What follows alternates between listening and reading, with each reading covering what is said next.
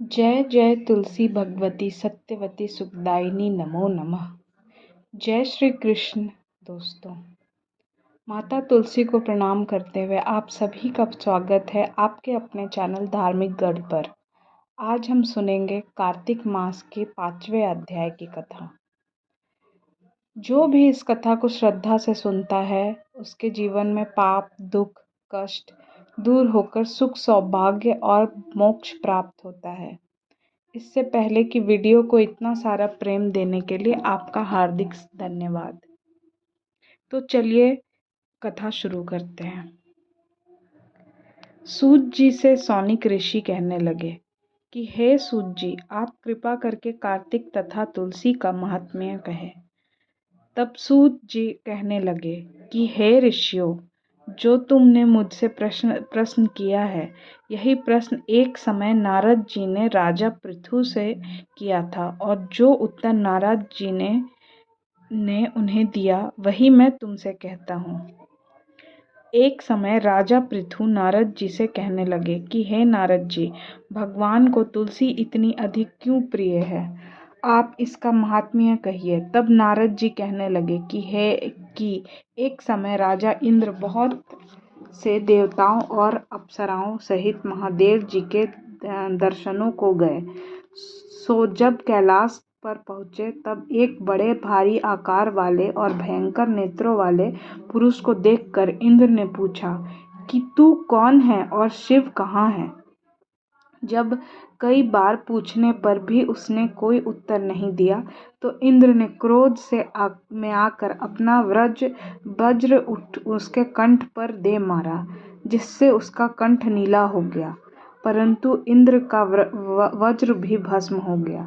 फिर उसकी आँख से ऐसी प्रचंड अग्नि निकली मानो इंद्र सहित सारे संसार को भस्म कर देगी। ऐसी स्थिति देखकर बृहस्पति जी हाथ जोड़कर और इंद्र को दंडाकर झुकाकर भगवान शिव की स्तुति करने लगे कि हे देवादिदेव, त्रिपुरासुर तथा अकासुर का नाश करने वाले, यज्ञ का फल देने वाले त्रिपुरारी, आपको नमन है। ब्राह्मणों की रक्षा करने वाले, आपको नमन है।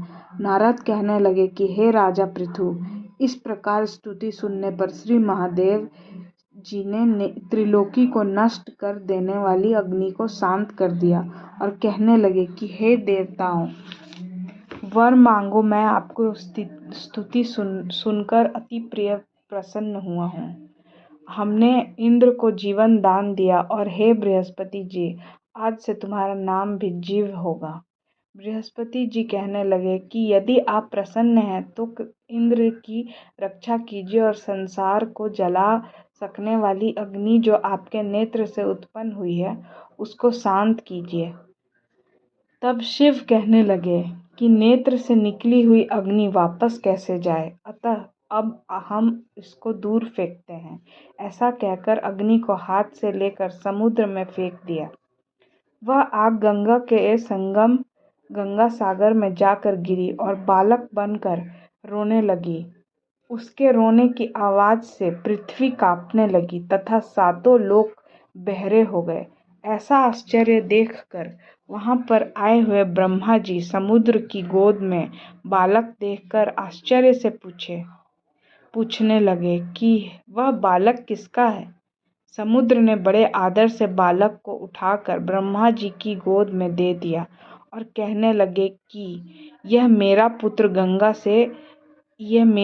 गंगा से उत्पन्न हुआ है, आप इसके जात कर्म कराएं। फिर उस बालक ने ब्रह्मा जी की दाढ़ी पकड़कर इस जोर से मरोड़ी कि ब्रह्मा जी के नेत्रों में आंसू आ गए।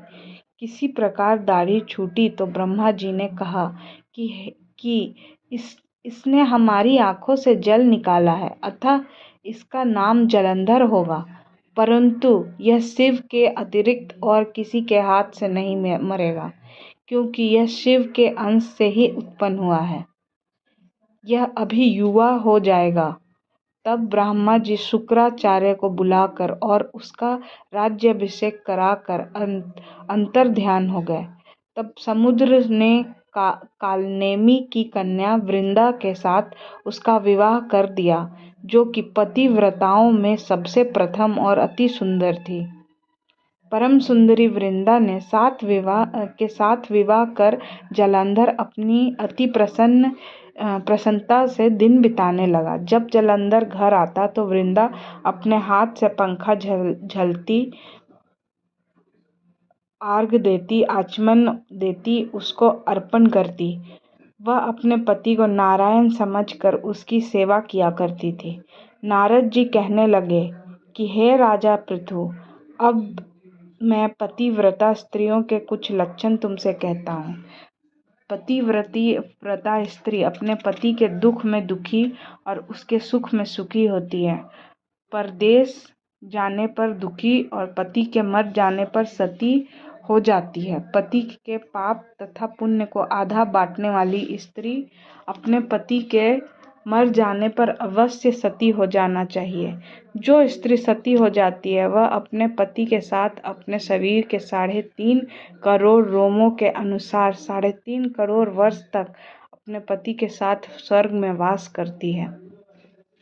जो स्त्री सती होने के लिए जितने कदम शमशान की ओर जाती है उसको कदम कदम पर एक एक यज्ञ का फल प्राप्त होता है। वह अपने माता पिता तथा पति तीनों कुलों को पवित्र कर देती है। जैसे सपेरा सांप को बिल से बाहर निकाल देता है, वैसे ही वह अपने पति को नरक से बाहर निकाल देती है। अतः पतिव्रता स्त्रियों को अपने मृतक पति के साथ ही सती होना उनका परम धर्म है। इतना कहकर नारद जी बोले, हे राजा पृथु, देवताओं से डर कर जो सब दैत्य पाताल में भाग गए, वे जालंधर का अभय पाकर फिर पृथ्वी पर आकर घूमने लगे। उसी समय जालंधर ने कटे सिर राहु को देखा तो उसने शुक्राचार्य से इसका कारण पूछा। तब शुक्राचार्य ने समुद्र मंथन तथा देवताओं द्वारा रत्नों के हरण की कथा सुनाई। इस प्रकार पिता का मंथन और दैत्यों का अनादर सुनकर जालंधर ने क्रोध में आकर घसमर नाम वाले दूत को बुलाकर सुधर्मा के पास भेजा। वह सभा में जाकर अभिमान पूर्वक इंद्र को नमस्कार न करके कहने लगा कि हे दैत्यपति जालंधर ने जो कुछ कहा वह सब तुम सुनो। हमारे पिता का मंथन करके जो तुमने रत्न किए हैं उन पर तुम्हारा कोई अधिकार नहीं है, अतः वे रत्न हमको वापस कर दो। घसमर ने ऐसे वचन सुनकर इंद्र भय और विस्मय से कहने लगा कि हे समुद्र सदैव हमारे शत्रु दानवों की रक्षा करता है, अतः हमने उसको मथकर रत्न किए हैं, इसलिए उन पर दैत्यों का कोई अधिकार नहीं। दूत ने यह सब समाचार वापिस आकर जालंधर से कहा तो वह अत्यंत क्रोधित हुआ। देवताओं को जीतने का उपाय सोचने लगा। उसने सब दिशाओं तथा पातालों में अपने दूत भेजकर सब दैत्यों को बुलाया और शुंभ तथा निशुंभ को अपना सेनापति बनाकर स्वर्ग के नंदन वन में जाकर इंद्र की अमरावती पुरी को घेर लिया। तब देवता भी युद्ध के लिए बाहर निकल आए और अनेक प्रकार के शस्त्रों से देवताओं का तथा दैत्यों में युद्ध होने लगा। वे सब एक दूसरे को मार मार कर गिराने लगे। सब तरफ खून बहने लगा। मर कर गिरे हुए घोड़ों और हाथियों से पृथ्वी भर गई। उधर युद्ध में मारे गए दैत्यों को शुक्राचार्य अपनी संजीवनी विद्या से जीवित करने लगे। इधर बृहस्पति जी द्रोणाचल की दिव्य औषधियों द्वारा देवताओं को जीवित करने लगे। उधर जब देवताओं के जीवित होने का वृत्तांत दैत्यों ने शुक्राचार्य से जाकर कहा तो जालंधर दैत्य ने अपने अनुचरों को द्रोणाचार्य पर्वत पर समुद्र में फेंक देने का आदेश दिया। तब दैत्यों ने द्रोणाचल पर्वत को उठाकर समुद्र में फेंक दिया और फिर आकर संग्राम करने लगे। जब दैत्यों को जीवित करने के लिए औषधि लेने बृहस्पति जी द्रोणाचल गए तो वहां दिव्य पर्वत को न देख और देवताओं का दैत्यों के द्वारा निरंतर संहार होते देखकर वे घबराकर कहने लगे, हे देवताओं, शीघ्र ही यहाँ से भागो। यह दैत्य शंकर के अंश से उत्पन्न हुए हैं, अतः वह अब तुमसे नहीं मरेंगे। गुरु जी की यह बात सुनकर देवता भय के मारे दसों दिशाओं में भागने लगे और जालंधर दैत्य ने जीत के नगाड़े बजाते हुए देवों की अमरावती नगरी में प्रवेश किया। सब देवता भय से मारे सुमेरु पर्वत की गुफाओं में जाकर छिप गए। तब देवों ने भाग जाने पर जालंधर इंद्र की पूरी अमरावती को शुंभ निशुंभ के अधिकार में सौंप कर स्वयं देवताओं का पीछा करने के लिए सुमेरु पर्वत की ओर गया।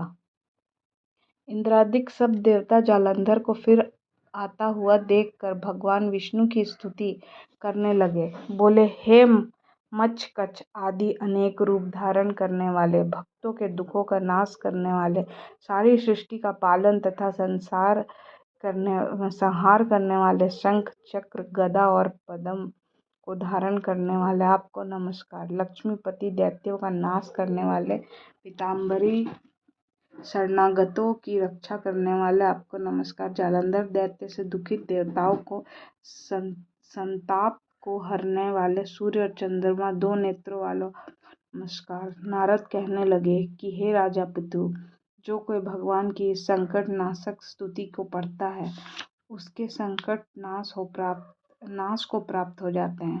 भगवान विष्णु देवताओं की स्तुति सुन और उनको दुखी जानकर शीघ्रता में उठे गरुड़ पर सवार होकर जाने लगे। तो लक्ष्मी जी ने पूछा कि हे भगवान, आप कहाँ जा रहे हैं? तब उन्होंने उत्तर दिया कि तुम्हारे भाई जालंधर से पीड़ित देवताओं की सहायता करने निमित्त जा रहा हूँ। तब लक्ष्मी जी कहने लगी कि भगवान, मैं आपकी परम प्रिया हूँ, तब आप मेरे भाई को कैसे मारेंगे? तब भगवान ने कहा कि शंकर ने से उत्पन्न और ब्रह्मा के वचन से हम जालंधर को कदापि नहीं मारेंगे। ऐसा कहकर वे शंख चक्र खड्ग लेकर जालंधर के साथ युद्ध करने के लिए चल दिए। जिस समय भगवान युद्ध करने के लिए गए तो वो बहुत ही दैत्य गरुड़ के पंखों वेग से मारे गए। पवन से पीड़ित दैत्यों को देखकर जालंधर को अत्यंत क्रोध आया और वह भी विष्णु के सम्मुख युद्ध को आया। उस समय भगवान विष्णु और जालंधर दैत्य का महाघोर युद्ध हुआ। आकाश मेघों की तरह बाणों से ढक गया। तब भगवान ने जालंधर के ध्वजा, छत्र, घोड़े और धनुष सब अपने बाणों से काट डाले। जालंधर ने भी गरुड़ के मस्तक पर गदा मारकर गरुड़ को मूर्छित कर दिया। भगवान ने उसकी गदा को उसकी तलवार से काट दिया। फिर दोनों में मल्ल युद्ध हुआ। जालंधर ने भगवान की छाती पर मुक्का मारा। उस समय भगवान और जालंधर के इस घोर युद्ध को देखकर सारा संसार भयभीत हो गया। तब भगवान विष्णु ने कहा, दैत्यराज, तुम्हारा और हमारा युद्ध ठीक नहीं, क्योंकि तुम लक्ष्मी के भाई हो। वह जालंधर ने कहा,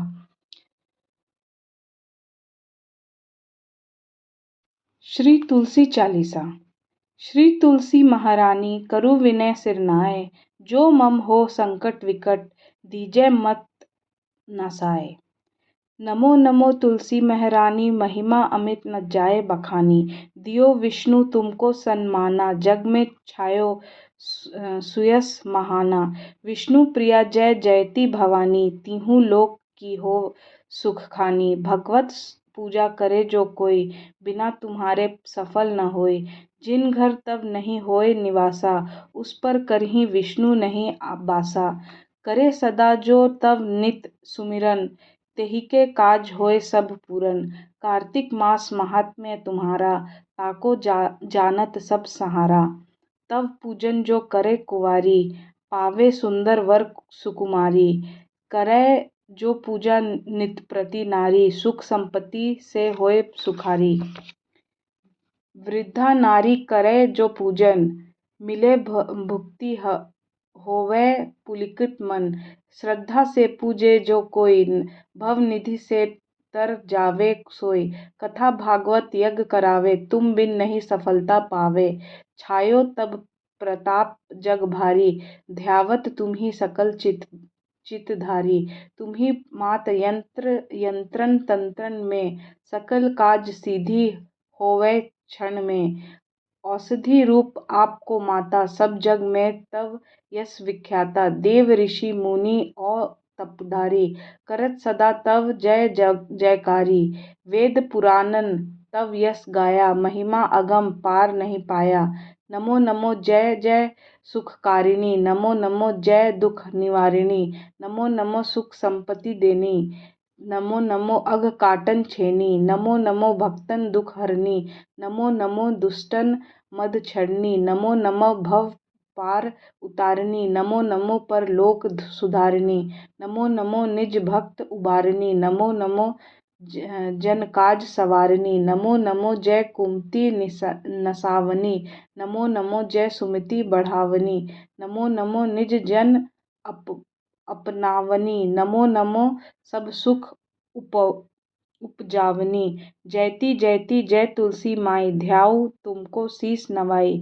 निज जन जानी मोहि अपनाओ, बिगड़े कारज आप बनाओ। कुरु विनय मैं मात तुम्हारी, पूर्ण आशा करहूँ हमारी। शरण चरण कर जोरी मनाओ, निस्दिन तेरे ही गुण गाऊं। करहूँ मात अब मोपर दाया, निर्मल होए सकल मम काया। मांगू मत मात यह बर दैजे, सकल मनोरथ पूर्ण कैजे। 12 मास करे जो पूजा, तासम जग में और न दूजा। प्रथम ही गंगाजल मांगवावे, फिर सुंदर स्नान करवावे। चंदन अक्षत पुष्प चढ़ावे, धूप दीप नैवेद्य लगावे। करे आचमन गंगा जल से, ध्यान करे निर्मल हृदय से। पाठ करे फिर चालीसा की, स्तुति करे मात तुलसी की। यही विधि पूजा करे हमेशा, ताके तन नहीं रहे कलेशा। करे मास कार्तिक का साधन, सोवे नित्य पवित्र मही आसन। करे कामना जो मन माही, सो सब निश्चय सिद्ध होई जाही। है यह कथा महा सुखदाई, पढ़े सुने सो भव तार जाई। दोहा। यह श्री तुलसी चालीसा पाठ करे जो कोई, गोविंद सो फल पावही जो मन इच्छा होए। जय माँ तुलसी। अब इसके बाद आपको करनी चाहिए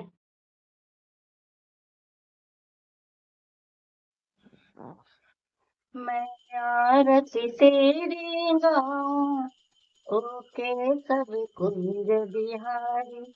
मैं नित नित शीश नवाऊं, ओ मोर मुकुट धारी। है तेरी छवि अलौकिक, ऐसी ना दूजा देखी। है तेरी छवि अलौकिक, ऐसी ना दूजा देखी। हम सब पर कृपा रखना, ओ जगत के पालनहारी। मैं आरती तेरी गाऊं, ओ केशव कुंज बिहारी। मैं आऊं शरण तिहारी, विपदा मिट जाए सारी। मैं आऊं शरण तिहारी, विपदा मिट जाए सारी। तुझ सा ना कोई सुंदर, ओ मोर मुकुट धारी। तुझ सा ना कोई सुंदर, ओ मोर मुकुट धारी। मैं आरती तेरी गाऊं, ओ केशव कुंज बिहारी। मैं नित नित शीस नवाऊं, ओ मोर मुकुट धारी।